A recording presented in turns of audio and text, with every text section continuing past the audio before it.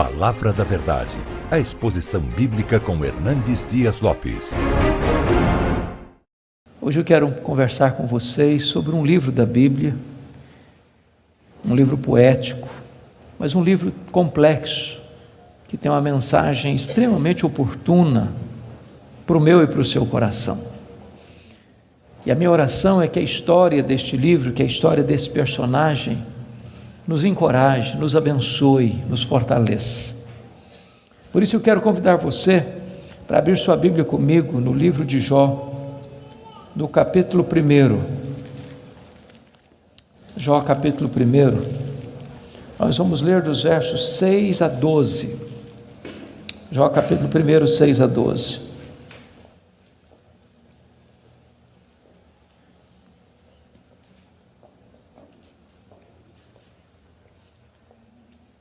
Está escrito: num dia em que os filhos de Deus vieram apresentar-se perante o Senhor, veio também Satanás entre eles. Então perguntou o Senhor a Satanás: de onde vens? Satanás respondeu ao Senhor e disse: de rodear a terra e passear por ela. Perguntou ainda o Senhor a Satanás: observaste o meu servo Jó? Porque ninguém é na terra semelhante a ele, o homem íntegro e reto, temente a Deus e que se desvia do mal. Então respondeu Satanás ao Senhor: porventura Jó debalde ou inutilmente teme a Deus? Acaso não cercaste com sebe a ele, a sua casa e a tudo quanto tem? A obra de suas mãos abençoaste, os seus bens se multiplicaram na terra. Estende, porém, a tua mão e toca-lhe em tudo quanto tem, e verás se não blasfema contra ti na tua face. Disse o Senhor a Satanás: eis que tudo quanto ele tem está em teu poder, somente contra ele não estendas a tua mão. E Satanás saiu da presença do Senhor. Agora capítulo 2, versos de 1 a 6. Num dia em que os filhos de Deus vieram apresentar-se perante o Senhor, veio também Satanás entre eles apresentar-se perante o Senhor. Então o Senhor disse a Satanás: de onde vens? Respondeu Satanás ao Senhor e disse: de rodear a terra e passear por ela. Perguntou o Senhor a Satanás: observaste o meu servo Jó? Porque ninguém é na terra semelhante a ele, homem íntegro e reto, temente a Deus e que se desvia do mal. Ele conserva a sua integridade, embora me incitasses contra ele para o consumir sem causa. Então Satanás respondeu ao Senhor: pele por pele, tudo que o homem tem dará pela sua vida. Estende, porém, a tua mão e toca-lhe nos ossos e na carne, e verás se não blasfema contra ti na tua face. Disse o Senhor a Satanás: eis que ele está em teu poder, mas poupa-lhe a vida. Irmãos, esse texto registra este episódio da reunião de Deus com seus filhos. E eu quero crer que aqui são os anjos. Eu quero crer que esta reunião aconteceu nas regiões celestes. E a Bíblia não nos dá muitos detalhes, mas nos informa que Satanás apareceu por lá. E é curioso que quem provoca a conversa é Deus, perguntando para Satanás: de onde vens? Satanás responde: de rodear a terra e passear por ela. Satanás é uma espécie de turista inveterado. Ele está por aí, está de olho, está antenado, está procurando uma brecha, está procurando alguém para devorar. E Deus cutuca de novo perguntando assim: observaste o meu servo Jó? E Deus dá o currículo de Jó. Não tem ninguém na terra semelhante a ele. Em outras palavras, é o homem mais piedoso dessa geração. Homem íntegro. Íntegro é aquilo que você é com a porta do quarto trancada sem ninguém observando. Homem reto. Reto é aquilo que você é em público e todo mundo está vendo. Homem temente a Deus, princípio da sabedoria. Homem que se desvia do mal, deliberadamente santo. Satanás poderia ter respondido assim: bom, esse eu não conheço ainda não, ando meio ocupado, tenho outras prioridades, quem sabe um dia eu dou uma olhada nele. Mas não foi a resposta de Satanás. Satanás respondeu assim: mas também puderas, desse jeito aí, qualquer um te adora.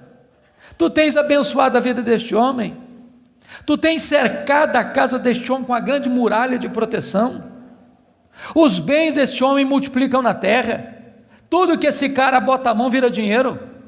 Desse jeito aí qualquer um te adora. E Satanás insinua duas coisas aqui. Primeiro, ele insinua que Deus precisa subornar as pessoas com bênçãos para receber delas adoração. Satanás insinua que ninguém adora a Deus por quem Deus é, apenas por aquilo que Deus dá. Satanás insinua que as pessoas só se aproximam de Deus por causa das bênçãos de Deus e não por causa do caráter de Deus. Satanás insinua mais. Ele insinua que Jó não é honesto quando adora a Deus. Ele insinua que Jó descobriu que religião é uma grande sacada, que esse negócio de religião dá lucro, que o vetor que move Jó em direção a Deus é o lucro. Mas se Deus tirar de Jó o que o próprio Deus deu para Jó, esse Jó blasfema, em vez de adorar. A grande pergunta é: o que é que um homem tem?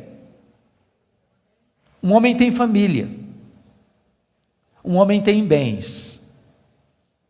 Satanás diz para Deus: toca no que ele tem, e verás se não blasfema contra ti na tua face. Satanás levanta aqui duas teses. A primeira delas: ninguém ama mais a Deus do que o dinheiro.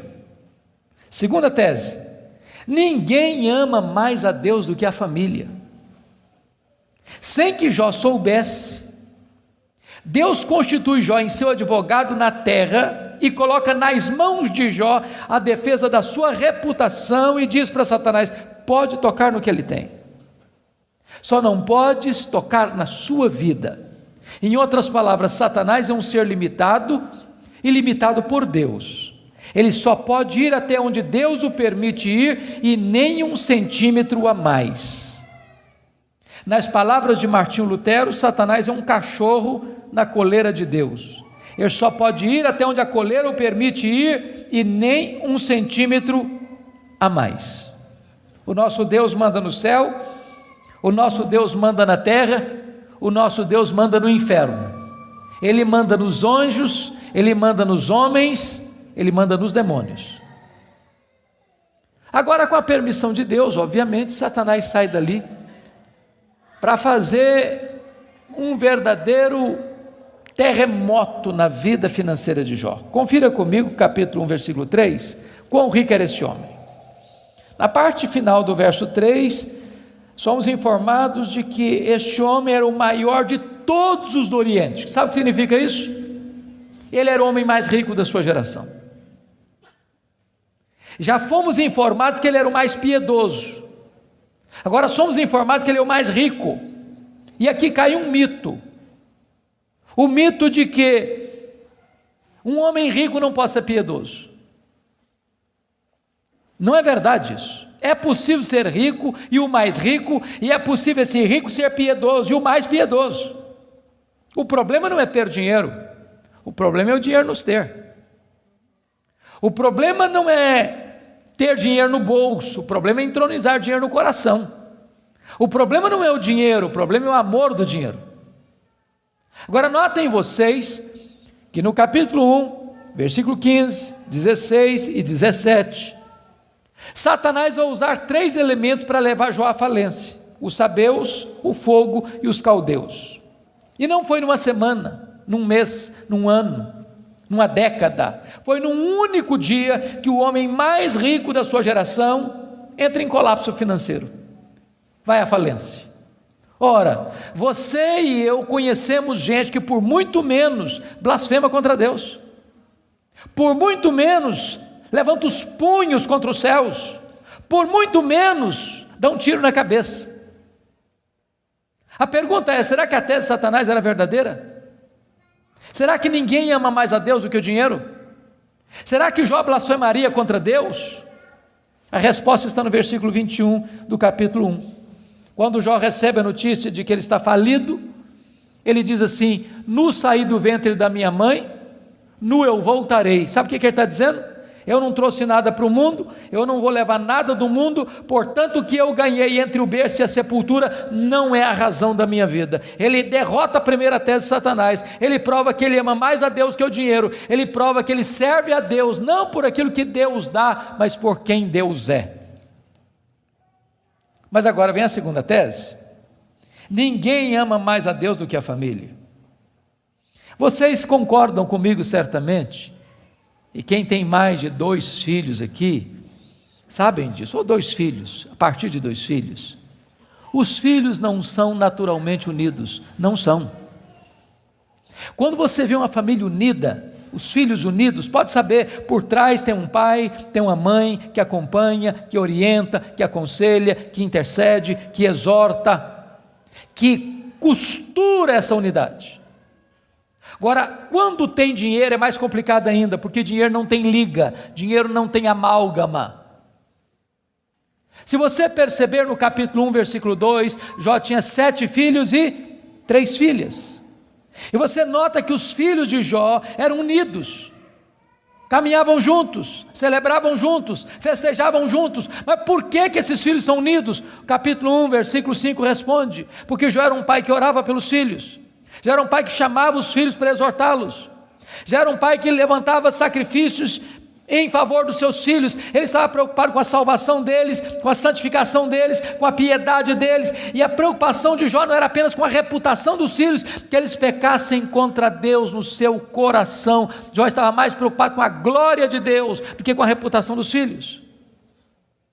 Mas agora, com a permissão de Deus, não foi um dia, uma semana depois, um mês depois, um ano depois, nem uma década depois, foi no mesmo dia da tragédia financeira, que Jó recebe o mais amargo recado: seus 10 filhos morreram num único acidente.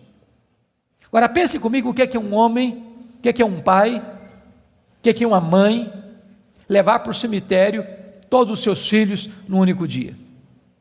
Como é que ele volta de lá? Como é que ele recomeça a vida? Como é que ele se ergue do luto? Como é que ele escreve dali para frente o seu futuro? Será que Jó blasfemaria contra Deus? Será que de fato ninguém ama mais a Deus do que a família? Será que a tese de Satanás era verdadeira? A resposta está no capítulo 1, versículo 20. Quando Jó recebe a notícia dessa tragédia, diz a Bíblia que ele rasga o seu manto, que ele raspa a cabeça, que ele se prostra, que ele adora, e ele diz: o Senhor Deus deu, o Senhor Deus tomou, bendito seja o nome do Senhor. Ele derrota aqui a segunda tese de Satanás, ele prova que ele ama mais a Deus do que a família, ele prova que ele serve a Deus não pela bênção de Deus, mas pelo caráter de Deus, não por aquilo que Deus dá, mas por quem Deus é. Mas aí vem o capítulo 2, e no capítulo 2, mais uma vez os filhos de Deus se reúnem. Eu quero crer que os anjos, eu quero crer que nas regiões celestes, e mais uma vez Satanás aparece por lá. E é curioso que Deus é quem provoca a conversa de novo, perguntando para ele: de onde vens? Satanás responde: de rodear a terra e passear por ela. Sabe o que ele está dizendo? Não mudei minha agenda, estou fazendo o que eu sempre fiz, eu estou por aí, eu estou de olho, estou antenado, estou vivo e ativo no planeta Terra, estou procurando uma brecha, estou procurando alguém para devorar. E Deus cutuca outra vez, perguntando assim: observaste o meu servo Jó? E Deus dá o currículo de Jó sem alterar uma vírgula: não tem ninguém na terra semelhante a ele, homem íntegro, reto, temente a Deus, que se desvia do mal. Me incitasses contra ele sem causa para o destruir, mas ele permanece íntegro. Sabe o que Deus está dizendo? Satanás, suas teses são mentirosas, suas teses são falsas. Jó provou que me ama mais do que o dinheiro, mais do que a família. Jó provou que me ama não por aquilo que eu dou para ele, mas por quem eu sou. Aí Satanás levanta a terceira tese: pele por pele, e tudo que o homem tem dará pela sua vida. Toca-lhe nos ossos, toca-lhe na carne, e verás se não blasfema contra ti na tua face. A terceira tese de Satanás é essa: ninguém ama mais a Deus do que a si mesmo. Sem que Jó soubesse, Deus constitui Jó em seu advogado na terra e coloca nas mãos de Jó a defesa da sua reputação. E diz para Satanás: pode tocar nos ossos dele, pode tocar na carne dele, só não podes tirar a vida dele. Satanás é um ser limitado e limitado por Deus. Ele só pode ir até onde Deus o permite ir e nem um centímetro a mais. Mas com a permissão de Deus, Satanás sai dali para colocar uma doença maligna em Jó, ferida do alto da cabeça à planta dos pés. E eu imagino essa cena. Jó está falido, Jó está enlutado, e agora o seu corpo começa a ficar chagado. Feridas vão arrebentando por todo o seu corpo. Seu corpo fica cheio de pus, sua pele vai ficando necrosada, ele vai ficando mal cheiroso, ele é uma chaga viva, ele é um aborto vivo.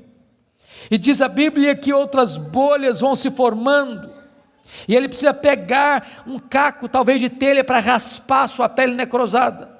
Bolhas vão se formando e se formando, e ele tem que morder nessas bolhas para tentar aliviar a sua dor. Ele não consegue comer, ele não consegue dormir, a dor não dá pausa, não dá trégua, e ele vai ficando magro, magérrimo, macérrimo, encarquilhado, de couro furado pelas costelas em ponta, no auge da sua dor, do seu desespero. A sua mulher olha para ele, um espectro humano, uma chaga viva, se revolta contra Deus e diz: ainda conservas a tua integridade, Jó? Amaldiçoa o teu Deus e morre. Deus não é digno de ser adorado no sofrimento, acaba com isso, tenha hombridade e coragem de dar cabo da sua vida. E Jó responde para ela no capítulo 2, verso 10: tu falas como uma louca, nós temos recebido o bem de Deus, não receberíamos também o mal? Em tudo isso, diz o texto, Jó não pecou contra Deus com os seus lábios. Ele derrota aqui a terceira tese de Satanás. Ele provou que amava mais a Deus do que a si mesmo. Ele provou que ele servia a Deus não por aquilo que Deus dá, mas por quem Deus é. Mas confira comigo capítulo 2, versículo 11. Aí vieram os amigos. Ele faz Bildade e Zofar. Combinaram ir juntamente condoer-se de Jó, para consolá-lo. Diz o verso 12 que eles levantaram de longe os olhos, não reconheceram Jó. Eles ergueram a voz e choraram, cada um rasgou o seu manto, lançou pó sobre a cabeça. Sentaram-se com Jó na terra 7 dias e 7 noites. Nenhum lhe dizia palavra alguma, pois viam que a dor de Jó era muito grande. E eu quero fazer uma pergunta para você. Esses homens eram amigos de Jó? Esses homens eram amigos de Jó? É claro que eram.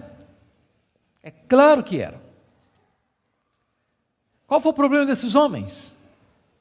O problema desses homens é que num dado momento eles começaram, entre aspas, a fazer teologia. Eles começaram a lucubrar. Eles começaram a desenvolver uma espécie de lógica simples. E a lógica deles era essa: toda causa tem um efeito e todo efeito tem uma causa. Eles pensaram, para Jó estar sofrendo, ele deve ter feito coisa errada. Mas para ele estar sofrendo muito, ele deve ter feito muita coisa errada. Mas eles não só pensaram, eles falaram. Mas eles não só falaram, eles falaram para Jó. E eles assacaram contra Jó os mais pesados libelos acusatórios. Chamaram Jó de adúltero, chamaram Jó de ladrão, chamaram Jó de louco. Falaram para Jó que Deus havia matado os filhos dele por causa da loucura dele. Falaram para Jó que ele tinha ficado rico porque tinha roubado os órfãos e as viúvas. E eles foram massacrando Jó. E eles foram cravejando Jó com as suas setas mais venenosas. E eles foram esmagando Jó com as suas críticas mais desumanas e cruéis. Eles foram passando Jó debaixo do rolo compressor da impiedade. O que é que Jó fez? O que você e eu faríamos? Ele começa a perguntar assim para Deus: por que, meu Deus? Mas por que eu estou sofrendo? Mas por que a minha dor não cessa? Mas por que os meus filhos morreram? Mas por que eu não morri no ventre da minha mãe? Mas por que eu não morri ao nascer? Mas por que os seios da minha mãe não estavam murchos de leite para eu morrer de fome? Mas por que o Senhor não me mata de uma vez? Ele levantou os céus 16 vezes esta mesma pergunta: por quê, por quê, por quê, por quê? Ele levantou aos céus 34 queixas contra Deus. Sabe qual foi a resposta de Deus para ele? O total silêncio. Nenhuma palavra, nenhuma explicação, nenhuma luz no fim do túnel, nenhum sinal do seu favor. E eu posso garantir a vocês que pior do que sofrer é sofrer sem explicação. O silêncio de Deus grita mais alto nos nossos ouvidos do que o barulho mais ruidoso das circunstâncias mais adversas. Se vocês não estão notando, Jó está sendo golpeado por todos os lados. Ele está sendo encurralado, emparedado, entrincheirado por circunstâncias medonhas. Ele está sendo golpeado nas 5 áreas mais importantes da vida. Por exemplo, área financeira. O homem mais rico vai à falência. Segundo, a saúde. Um homem saudável vira uma chaga aberta. Terceiro, o casamento. Na hora que esse cara mais precisava do apoio da mulher dele, ela disse assim para ele: morre, homem, mas morre logo. Chega, para com isso, morre. Quarta área, os filhos. Irmãos, não é natural pai enterrar filhos. Não é natural. Não é natural. Um dia um médico que acabara de sepultar o seu filho caçula, disse para mim com lágrimas nos olhos: pastor, eu não aceito isso, o meu filho ter furado a fila. Isso não é natural. Quinta área que Jó está sendo golpeado: as amizades. Aqueles que vieram para serem consoladores e aplicarem um azeite terapêutico do refrigério, aplicam-lhe o vinagre das críticas mais amargas. Esse homem está sendo golpeado por todos os lados. Esse homem, na verdade, está no fundo de um poço. Não tem mais nada para perder. Mas quando você está no fundo de um poço, só tem uma direção para olhar: é para cima. É para o alto, é para Deus. E quando ele olhou para cima, ele arranca do peito um brado de esperança e diz assim: mas uma coisa eu sei, é que o meu Redentor vive, e por fim revestir este meu corpo de pele, eu verei o meu Redentor. Quando ele dá esse brado de esperança, daqui a pouco Deus rompe o silêncio, e Deus começa a falar com ele. Mas quando Deus rompe o silêncio, Deus não responde nenhuma das 16 perguntas de Jó. Quando Deus rompe o silêncio, Deus não responde nenhuma das 34 queixas de Jó. Quando Deus rompe o silêncio, Deus faz 70 perguntas para Jó. Todas perguntas retóricas, todas perguntas que não têm uma resposta. Deus pergunta para Jó assim: ô Jó, onde você estava quando eu lançava os fundamentos da terra? Ô Jó, onde você estava quando eu espalhava as estrelas no firmamento? Ô Jó, onde você estava quando eu cercava as águas do mar para elas não invadirem a terra? Ô Jó, me explica aí, onde fica o reservatório do vento? Me explica, Jó, como é que eu formo a geada? E Deus foi abrindo as comportas dos céus e despejando em catadupas, torrentes caudalosas do seu conhecimento, da sua majestade, da sua soberania sobre Jó. E Jó, ao ser esmagado por esta gloriosa revelação de Deus, ele foi se encolhendo, ele foi se encolhendo, ele foi se encolhendo, ele foi se encolhendo. para descobrir as 5 verdades mais sublimes da sua vida, que mudaram a sua história. Verdades essas que, espero em Deus, impactem nesta noite o seu e o meu coração. Que verdades são essas? Vá comigo, por favor, para o capítulo 42 deste mesmo livro.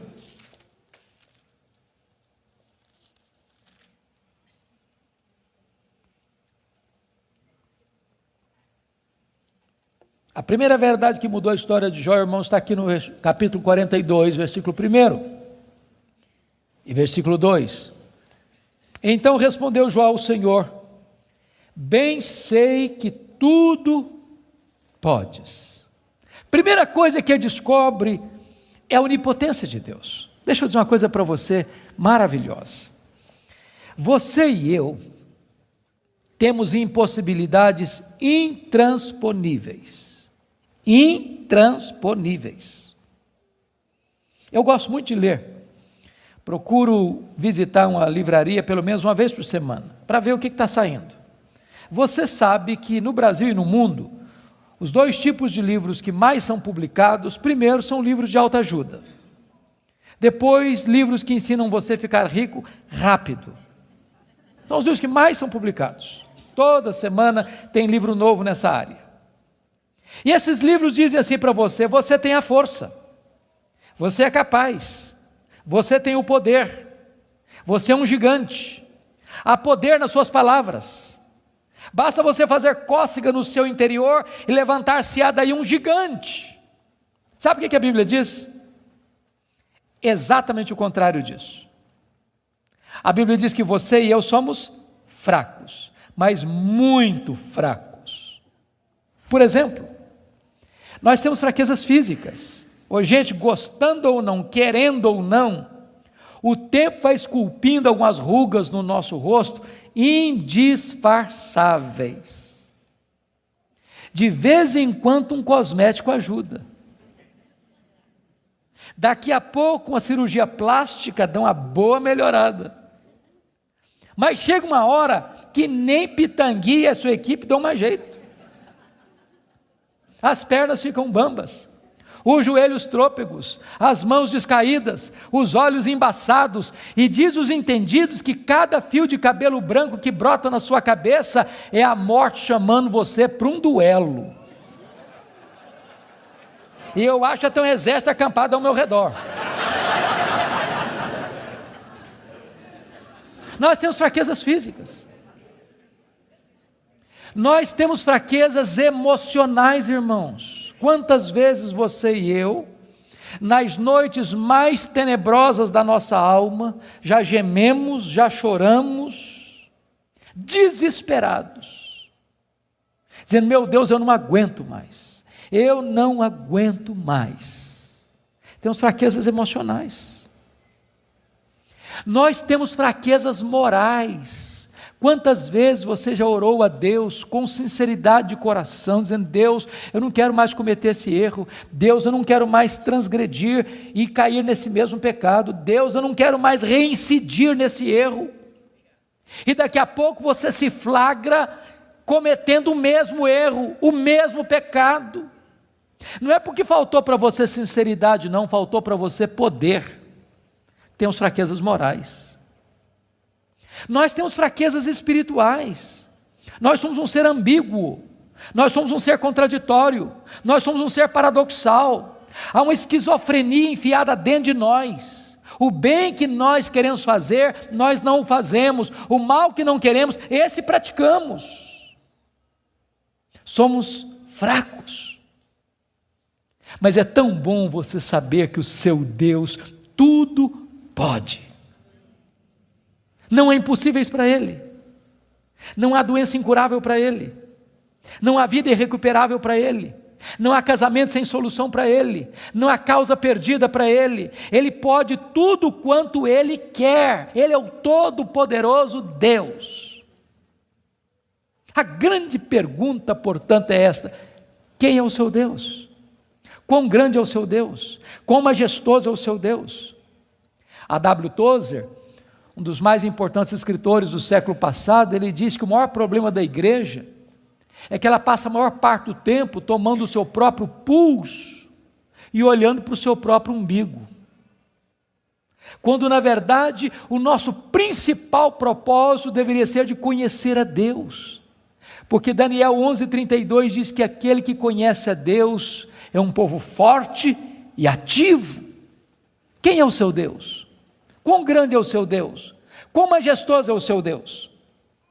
Quando o profeta Isaías estava escrevendo o seu livro, e agora nós sabemos no capítulo 40, ele diz que o meu Deus, diz Isaías, é aquele que mede as águas na concha da sua mão. Pense comigo no Pacífico, no Atlântico, no Índico, no Mediterrâneo, nos rios, nos mares. Deus mede as águas na concha da sua mão. Vá ao Atlântico, tente esvaziá-lo com um baldinho, veja quanto tempo você vai levar. Diz: o meu Deus é aquele que pesa o pó das montanhas em balança de precisão, como se estivesse pesando partículas de ouro. Ele diz: o meu Deus, Ele mede os céus a palmos.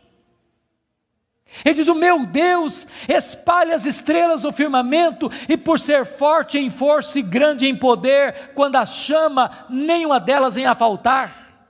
Agora pergunte para um astrônomo, qual é o tamanho desse universo que Deus mediu a palmos?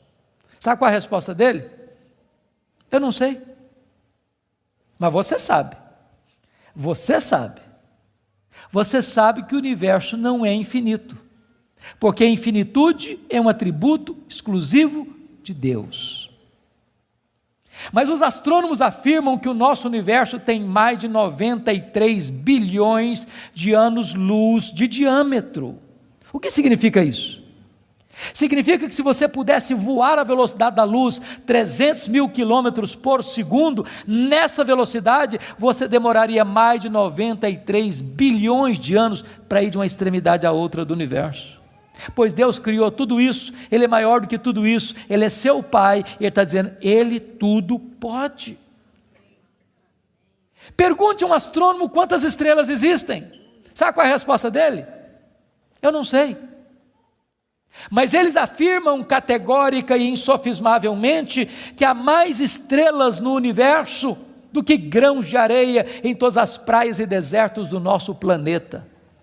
Vá um dia à praia, encha a concha da sua mão de areia, leve para casa, bote numa tábua de vidro e conte quantos grãos de areia você consegue colocar na concha da sua mão.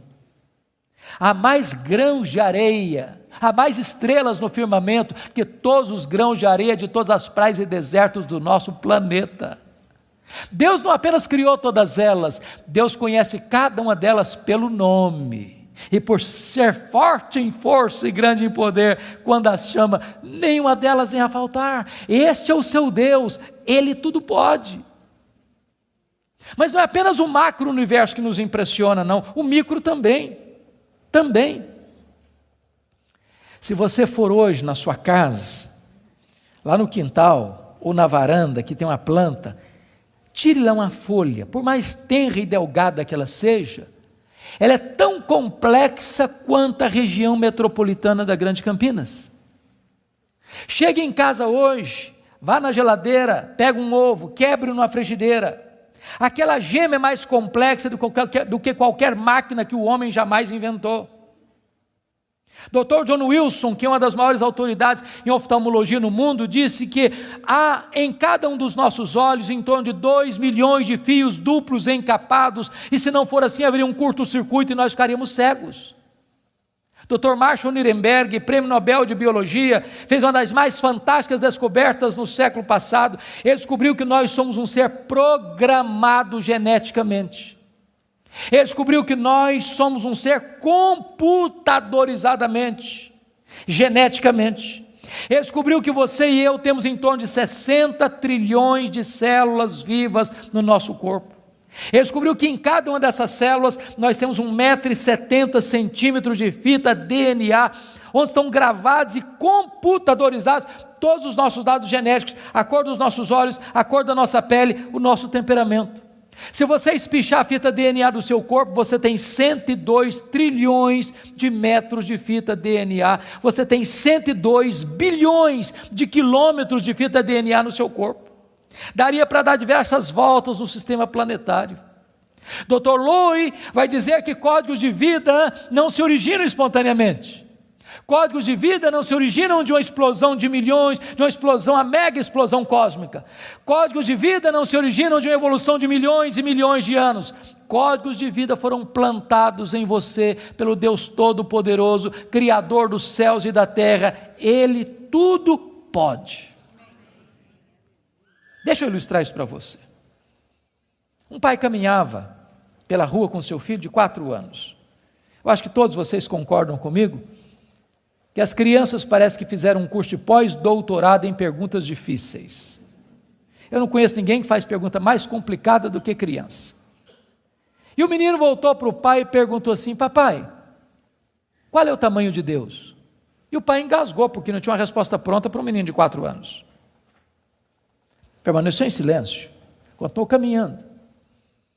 Daqui a pouquinho o pai escuta o ronco das turbinas de um avião supersônico lá nas alturas excelsas e diz: filho, olha para cima. O menino olhou: está vendo aquele avião, filho? Estou vendo, papai, estou vendo. Qual é o tamanho daquele avião, filho? Ah, papai, muito pequeno, estava muito longe. O pai pegou o menino pelo braço, levou no aeroporto. Lá tinha um jumbão de mais de 400 passageiros estacionado. O pai chegou bem próximo e disse: filho, está vendo esse avião? Estou, papai, estou vendo. Qual é o tamanho desse avião, meu filho? Ih, papai, mas grande, muito grande. O pai disse: filho, Deus é do mesmo jeito.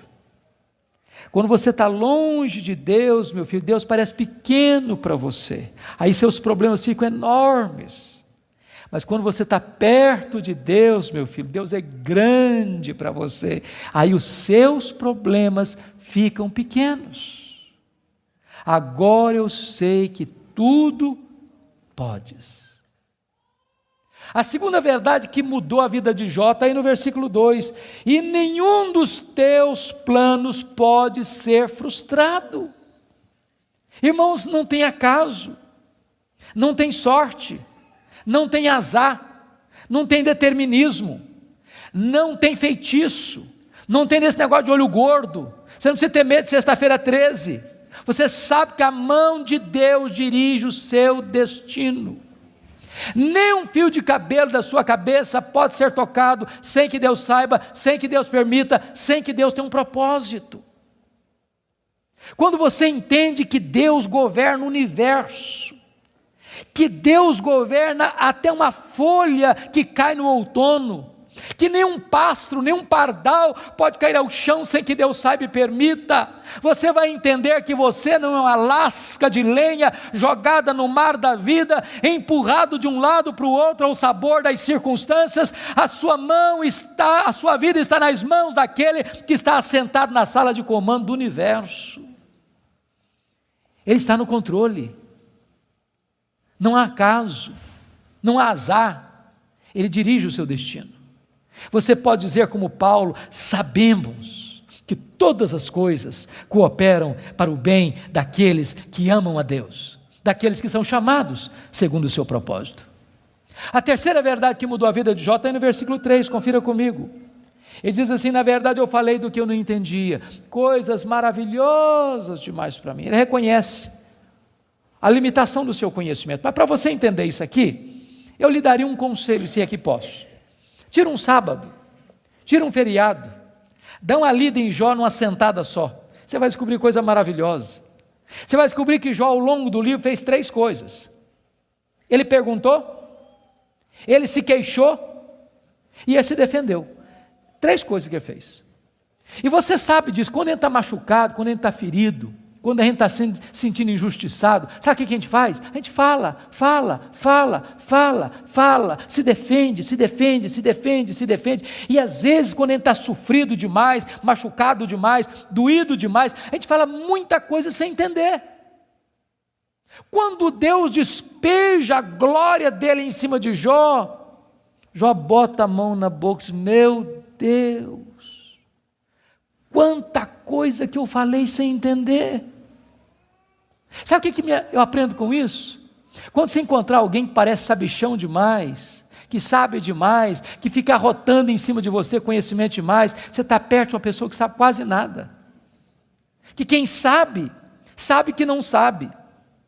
Quanto mais você sabe que você não sabe, porque o que você não sabe é muito mais do que o que você sabe. Portanto, quem sabe, não estufa o peito, não fica empavonado.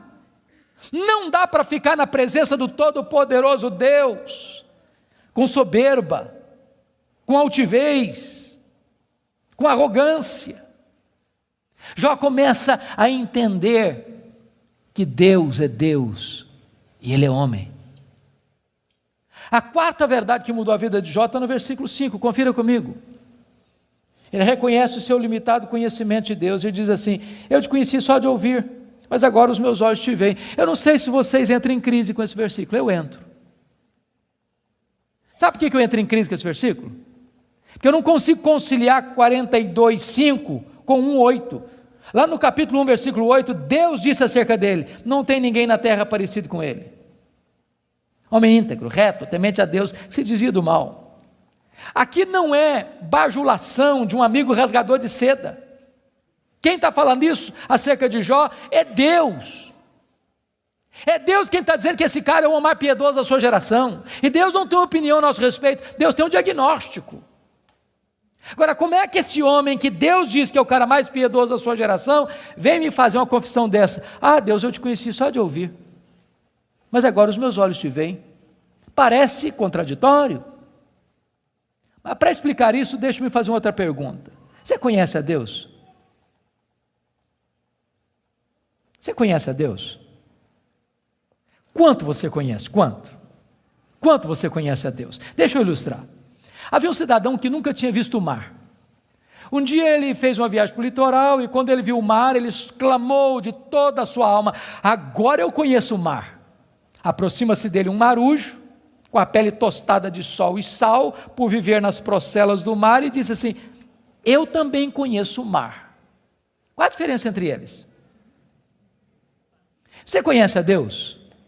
Quanto você conhece a Deus? Por exemplo, João 17,3 diz assim: e a vida eterna é esta, conhecer a Deus e a Jesus Cristo a quem enviaste.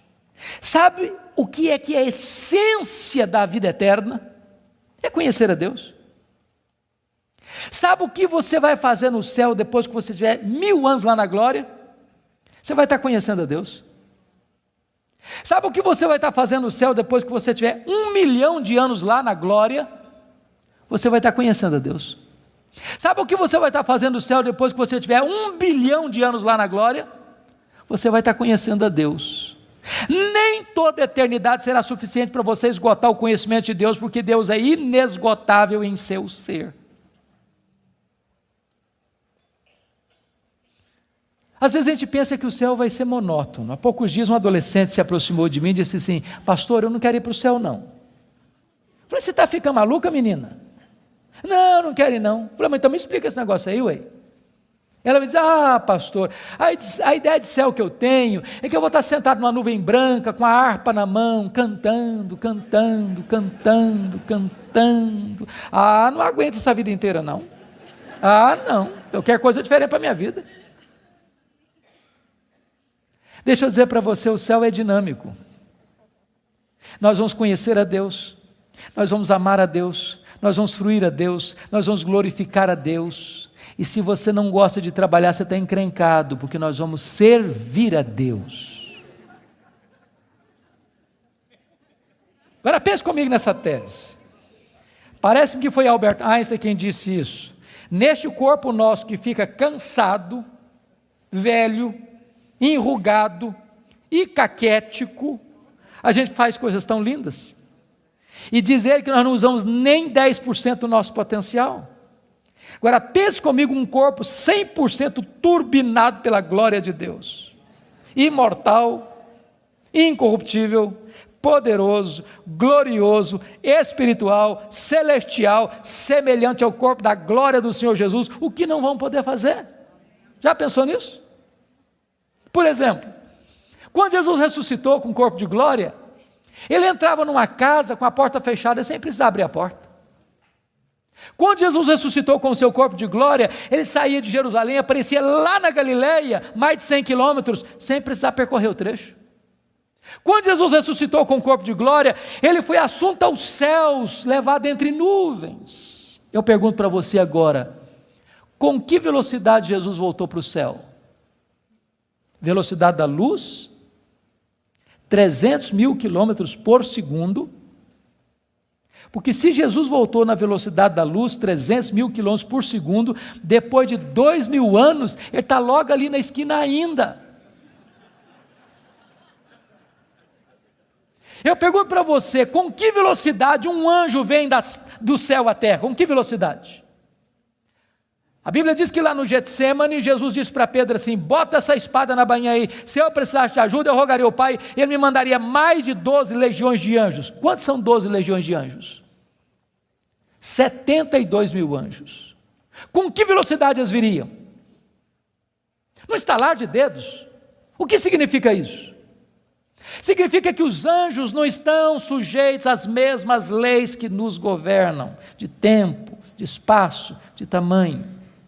A Bíblia diz que nós vamos ser como os anjos, não no sentido de que não teremos um corpo, mas vamos viver na mesma dimensão. Nós vamos habitar e reinar com Cristo nos novos céus e na nova terra. Vamos servir a Ele, vamos trabalhar para Ele, vamos glorificar a Ele, vamos conhecê-lo, e jamais chegará um dia na eternidade que a gente possa dizer assim, agora eu conheço tudo a respeito de Deus, não tem mais nada para conhecer, porque esse dia jamais chegará, porque Deus é inesgotável em seu ser. Agora eu entendo Jó, sabe o que o Jó está dizendo? Deus, eu só estou arranhando a superfície, só arranhando a superfície, tem mais, tem muito mais, tem infinitamente mais. Agora eu entendo o profeta, conheçamos e prossigamos em conhecer o Senhor. Mas a última verdade que mudou a vida de Jó está no versículo 6, confira comigo. Ele diz assim, por isso eu me abomino e eu me arrependo no pó e na cinza. Ele reconheceu a enormidade do seu pecado. E aqui eu entro em crise de novo. Porque essa confissão aqui cabe bem na boca de um ladrão, de um assassino, de um adúltero, de um corrupto. Mas não cabe na boca do camarada que o próprio Deus diz que ele é o mais piedoso da sua geração. Eu me abomino. E eu me arrependo no pó e na cinza. Como é que você vai entender isso? A grande questão aqui é a seguinte, irmãos, as pessoas que mais sofrem e lamentam os seus pecados não são as pessoas que mais pecam.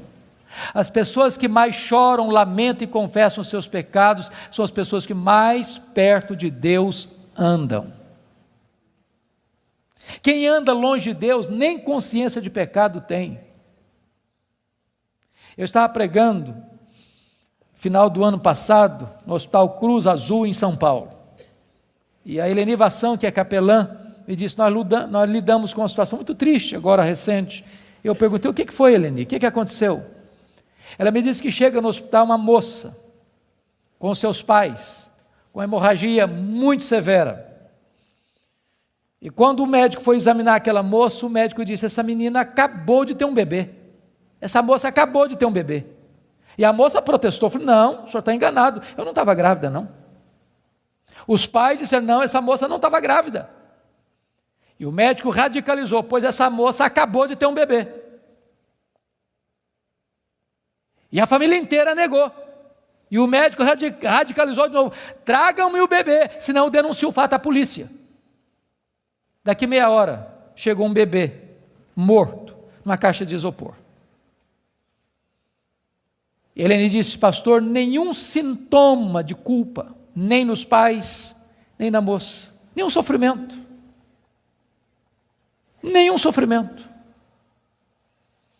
Há poucos dias em São Paulo eu vi um cidadão que recebeu 3 mil reais para matar uma outra pessoa, pistoleiro de aluguel.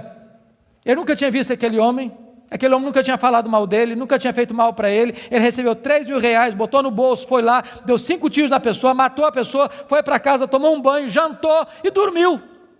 Nenhuma culpa. Mas quem anda na presença de Deus, aquele que é santo, santo, santo, não pode se aproximar dele sem dizer: ai de mim, Senhor, ai de mim, Senhor, eu estou perdido. Não pode se aproximar dele sem dizer: Senhor, eu me abomino no pó e na cinza, eu me arrependo, porque na presença desse Deus até os serafins cobrem o rosto. Então preste bem atenção nisso. Se você encontrar um crente que toda hora que ele falar com você, ele é o herói, ele tem uma história para contar, onde ele está na frente, onde ele sabe mais, onde ele é mais piedoso, onde ele sempre está contando os seus feitos, os seus prodígios, e enaltecendo a si mesmo, e batendo palmas para si mesmo, pode ter certeza, você está perto de alguém que está longe de Deus. Porque é impossível estar na presença de Deus sem dizer: ai de mim, Senhor, ai de mim, Senhor, ai de mim, Senhor.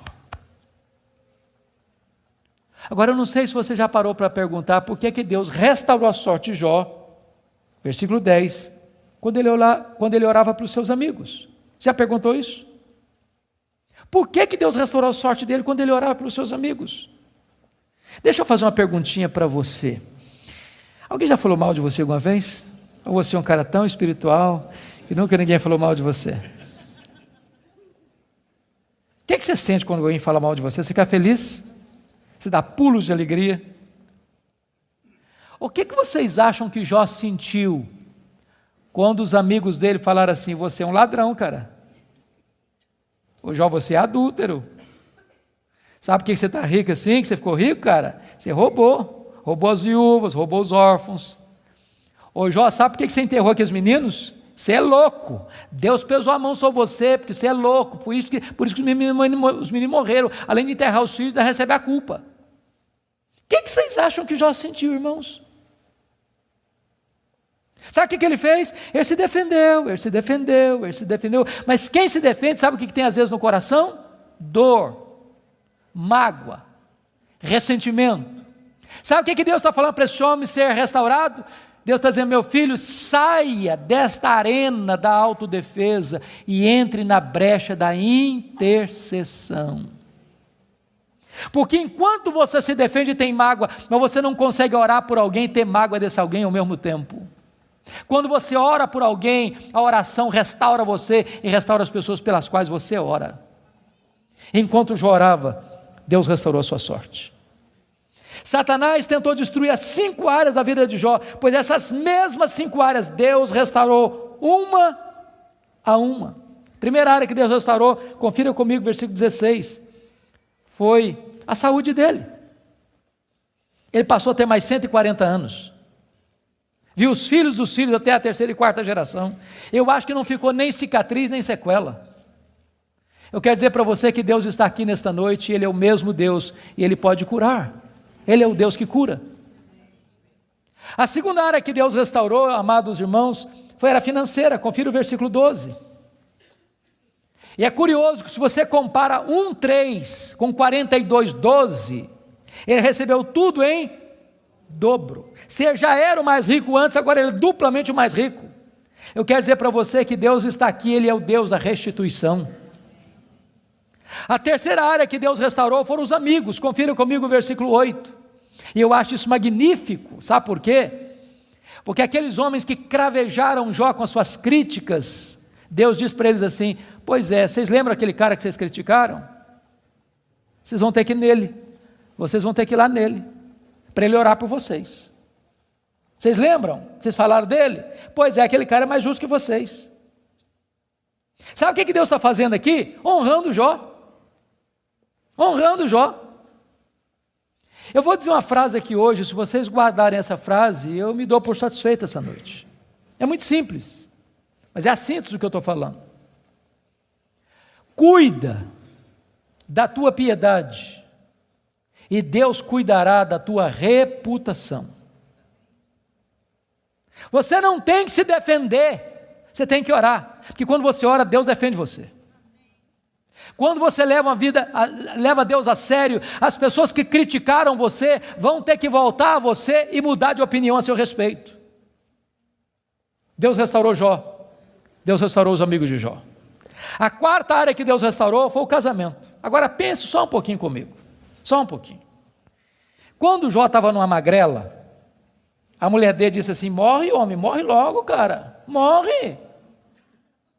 Agora o Jó está curado, cheio da grana, no topo da pirâmide. Se fosse hoje, o que vocês acham que Jó faria?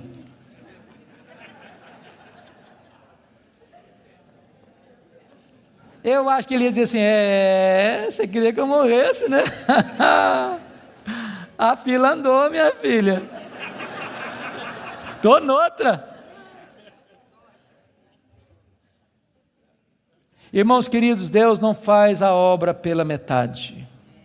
Deus curou o coração da mulher dele, Deus curou o coração dele, Deus restaurou o casamento deles. Há poucos dias, chegou uma mulher para mim e disse assim: pastor, eu estou me divorciando. Eu tomei um susto, falei: mas divorciando? Falei: estou me divorciando. E eu perguntei: mas por quê? Ela olhou fundo nos meus olhos e disse: pastor, secou. Está claro? Vou para você botar a legenda. E eu falei: secou, filha? Secou. Falei: então tem esperança. Mas como tem esperança? Minha filha, você não leu na Bíblia lá que a vara seca de Arão floresceu? Pois Deus faz o que está seco florescer. Ela falou: pastor, o senhor está meio bruto, o senhor não me entende não, o senhor não compreende a minha linguagem, não, estou falando do senhor que morreu. Está claro agora? Morreu. Eu falei: morreu, filha? Morreu, sim, senhor. Falei: então tem esperança. Ué, você não já leu na Bíblia que Jesus ressuscita os mortos? Pois Jesus ressuscita esse sentimento que está morto aí, ué. Pastor, o senhor está ficando biruto, o senhor não está me entendendo não, eu estou falando para o senhor que acabou. Está claro agora? Acabou. Falei: acabou, filha? Ué, então tem esperança. Ué, você não leu na Bíblia lá que Deus chama a existência as coisas que não existem? Deus pode chamar a existência o que não tem aí, ué. Você não vai divorciar essa semana não. Nós vamos orar uma semana. Daqui a semana você volta aqui. Passou uma semana, ela voltou. Falou: pastor, acabou. Acabou a vontade de divorciar. Deus está mudando meu coração, estou animado e nós vamos continuar juntos.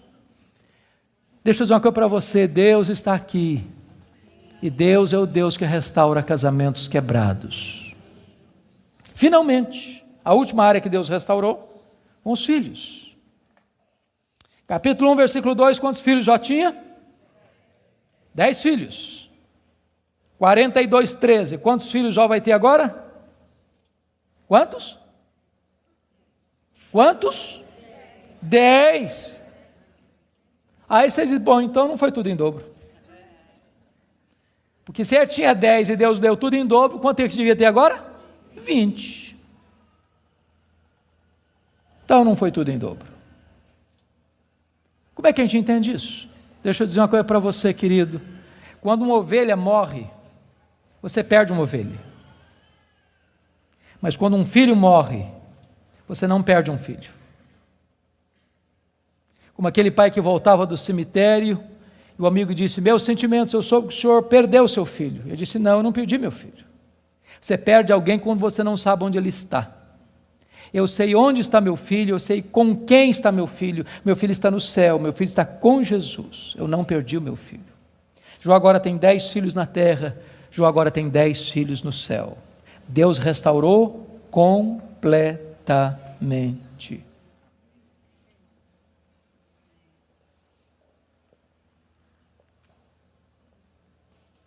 Sabe qual era a intenção de Satanás? Colocar Jó longe de Deus. Sabe o que Satanás conseguiu? Colocar Jó mais perto de Deus. Sabem por quê? Porque os planos de Deus não podem ser frustrados. Que grande Deus nós temos. Que maravilhoso Deus nós temos. Que majestoso Deus nós temos. Você e eu fomos criados para a glória de Deus. Você e eu vivemos para a glória de Deus. A vida não faz sentido longe de Deus. Ele é a razão da nossa vida. Ele é o nosso Criador, Ele é o nosso provedor, Ele é o nosso sustentador, Ele é o nosso consolador, Ele é o nosso restaurador, Ele é o nosso redentor, Ele é a nossa herança, Ele é a nossa paz, Ele é a nossa justiça, Ele é a nossa alegria, Ele é o nosso tesouro, Ele é tudo para nós. A vida sem Ele não tem graça, não tem sentido. Você tem um vazio dentro de você com o formato de Deus, e só Deus pode preencher esse vazio. Adore este Deus, curve-se diante dEle, renda-se a Ele. Ele está no controle do universo, mas Ele está no controle da sua vida. Nada, nem ninguém pode frustrar o plano dEle na sua história, na sua vida. Eu quero orar por você nesta noite. Se você deseja que Deus se manifeste a você, e você quer colocar sua vida nas mãos dEle, onde você está, fique em pé. Eu quero orar em seu favor.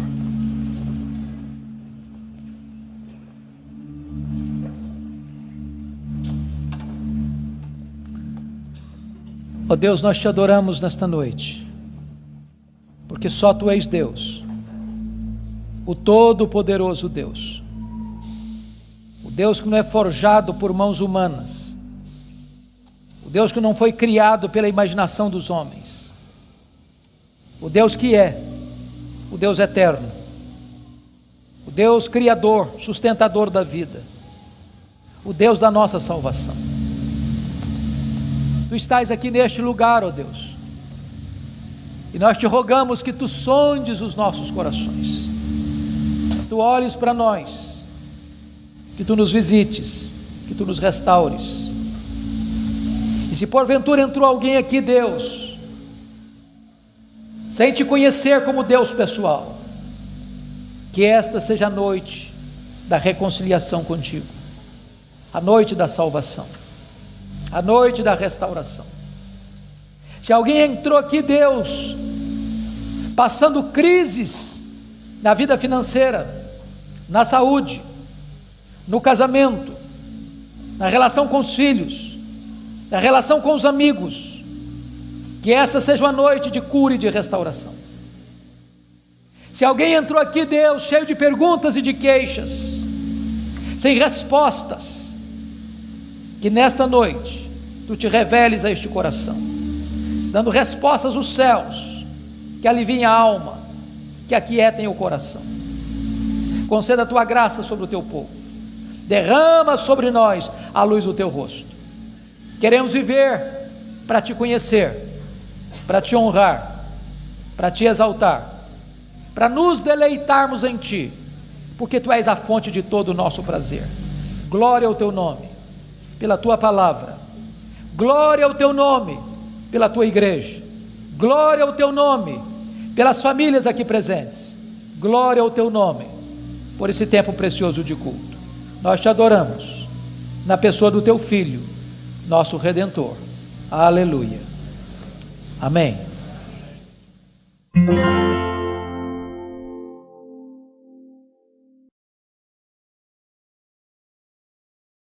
Sabe qual foi a resposta de Deus para ele? O total silêncio. Nenhuma palavra, nenhuma explicação, nenhuma luz no fim do túnel, nenhum sinal do seu favor. E eu posso garantir a vocês que pior do que sofrer é sofrer sem explicação. O silêncio de Deus grita mais alto nos nossos ouvidos do que o barulho mais ruidoso das circunstâncias mais adversas. Se vocês estão notando, Jó está sendo golpeado por todos os lados. Ele está sendo encurralado, emparedado, entrincheirado por circunstâncias medonhas. Ele está sendo golpeado nas 5 áreas mais importantes da vida. Por exemplo, área financeira. O homem mais rico vai à falência. Segundo, a saúde. Um homem saudável vira uma chaga aberta. Terceiro, o casamento. Na hora que esse cara mais precisava do apoio da mulher dele, ela disse assim para ele: morre, homem, mas morre logo. Chega, para com isso, morre. Quarta área, os filhos. Irmãos, não é natural pai enterrar filhos. Não é natural. Não é natural. Um dia um médico que acabara de sepultar o seu filho caçula, disse para mim com lágrimas nos olhos: pastor, eu não aceito isso, o meu filho ter furado a fila. Isso não é natural. Quinta área que Jó está sendo golpeado: as amizades. Aqueles que vieram para serem consoladores e aplicarem um azeite terapêutico do refrigério, aplicam-lhe o vinagre das críticas mais amargas. Esse homem está sendo golpeado por todos os lados. Esse homem, na verdade, está no fundo de um poço. Não tem mais nada para perder. Mas quando você está no fundo de um poço, só tem uma direção para olhar: é para cima, é para o alto, é para Deus. E quando ele olhou para cima, ele arranca do peito um brado de esperança e diz assim: mas uma coisa eu sei, é que o meu Redentor vive, e por fim revestir este meu corpo de pele, eu verei o meu Redentor. Quando ele dá esse brado de esperança, daqui a pouco Deus rompe o silêncio, e Deus começa a falar com ele. Mas quando Deus rompe o silêncio, Deus não responde nenhuma das 16 perguntas de Jó. Quando Deus rompe o silêncio, Deus não responde nenhuma das 34 queixas de Jó. Quando Deus rompe o silêncio, Deus faz 70 perguntas para Jó. Todas perguntas retóricas, todas perguntas que não têm uma resposta. Deus pergunta para Jó assim: ô Jó, onde você estava quando eu lançava os fundamentos da terra? Ô Jó, onde você estava quando eu espalhava as estrelas no firmamento? Ô Jó, onde você estava quando eu cercava as águas do mar para elas não invadirem a terra? Ô Jó, me explica aí, onde fica o reservatório do vento? Me explica, Jó, como é que eu formo a geada?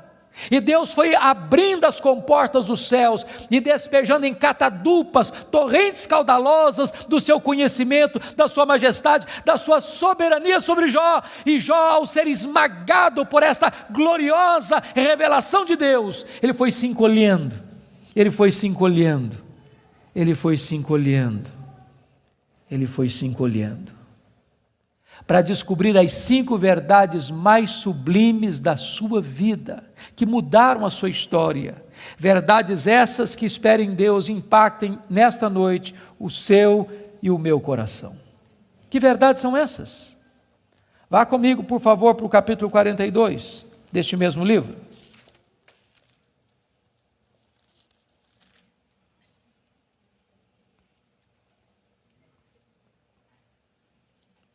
A primeira verdade que mudou a história de Jó, irmãos, está aqui no capítulo 42, versículo 1 e versículo 2. Então respondeu Jó ao Senhor: bem sei que tudo podes. Primeira coisa que ele descobre é a onipotência de Deus. Deixa eu dizer uma coisa para você maravilhosa. Você e eu temos impossibilidades intransponíveis. Eu gosto muito de ler. Procuro visitar uma livraria pelo menos uma vez por semana, para ver o que está saindo. Você sabe que no Brasil e no mundo, os 2 tipos de livros que mais são publicados, primeiro são livros de autoajuda. Depois, livros que ensinam você a ficar rico rápido. São os livros que mais são publicados. Toda semana tem livro novo nessa área. E esses livros dizem assim para você: você tem a força, você é capaz, você tem o poder, você é um gigante, há poder nas suas palavras, basta você fazer cócega no seu interior e levantar-se-á daí um gigante. Sabe o que a Bíblia diz? Exatamente o contrário disso. A Bíblia diz que você e eu somos fracos, mas muito fracos. Por exemplo, nós temos fraquezas físicas. Hoje, gente, gostando ou não, querendo ou não, o tempo vai esculpindo algumas rugas no nosso rosto, indisfarçáveis. De vez em quando um cosmético ajuda. Daqui a pouco uma cirurgia plástica dá uma boa melhorada. Mas chega uma hora que nem Pitangui e a sua equipe dão mais jeito. As pernas ficam bambas, os joelhos trôpegos, as mãos descaídas, os olhos embaçados, e diz os entendidos que cada fio de cabelo branco que brota na sua cabeça é a morte chamando você para um duelo. E eu acho até um exército acampado ao meu redor. Nós temos fraquezas físicas.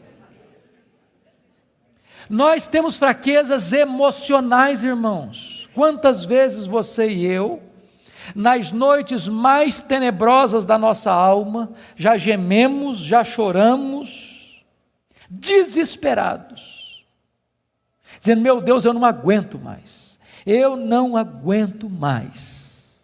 Temos fraquezas emocionais. Nós temos fraquezas morais.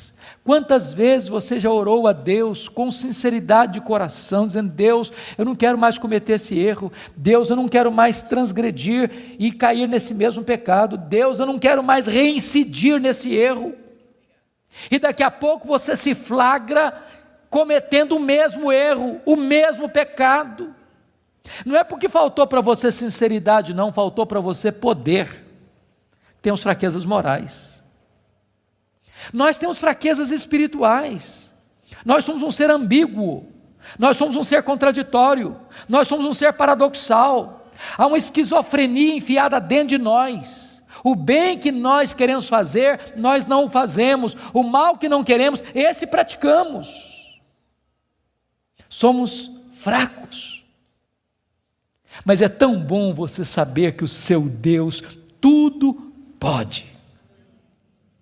Não há impossíveis para Ele, não há doença incurável para Ele, não há vida irrecuperável para Ele, não há casamento sem solução para Ele, não há causa perdida para Ele. Ele pode tudo quanto Ele quer. Ele é o todo-poderoso Deus.